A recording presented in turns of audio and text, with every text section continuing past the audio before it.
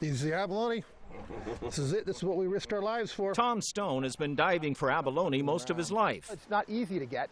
It takes a certain amount of skill to be able to get them. People like to just go out there and test themselves.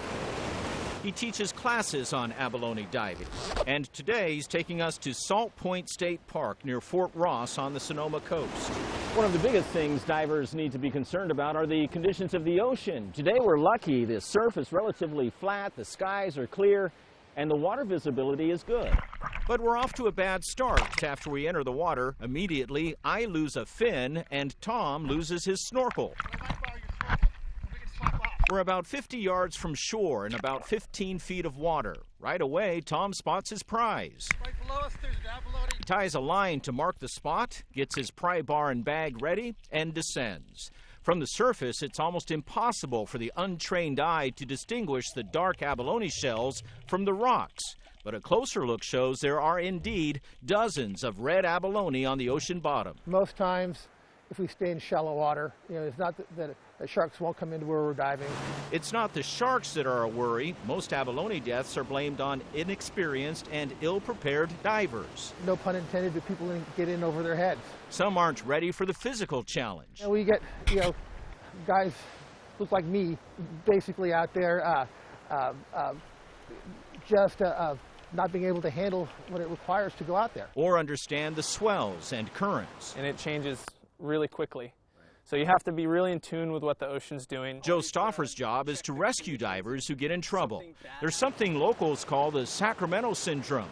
Divers from the Central Valley and elsewhere who drive hours to the coast and are dead set on getting into the ocean, no matter what the conditions. They look at the ocean, they don't really know how to interpret the dangers that are out there. 3 abalone visitors died during a dive attempt in Mendocino County last April, entering water that locals deemed too rough. That happens definitely where I'll tell someone over and over again, you don't go out, don't go out, don't go out, and then they'll go out, and then we'll have to go retrieve them. Fish and wildlife regulations prohibit the use of scuba tanks, so divers must hold their breaths to depths of 30 feet or more and then pry the abalone from the rocks. The biggest thing is to convince your brain that this is a smart thing to do. And that really is the biggest thing to overcome, because when we take people out, they'll hold their breath 4-5 seconds tops. And their brain is telling them, this is stupid. The catch is measured on the spot to make sure it's at least 7 inches. Wild abalone can't be resold legally. State Fish and Wildlife authorities are constantly on the lookout for poachers who can decimate the abalone fields. Black market abalone can be sold for $700 or more each. Every year, some of these poachers are caught. Often they're stripped of their fishing licenses for life, fined tens of thousands of dollars, and in some cases, jailed.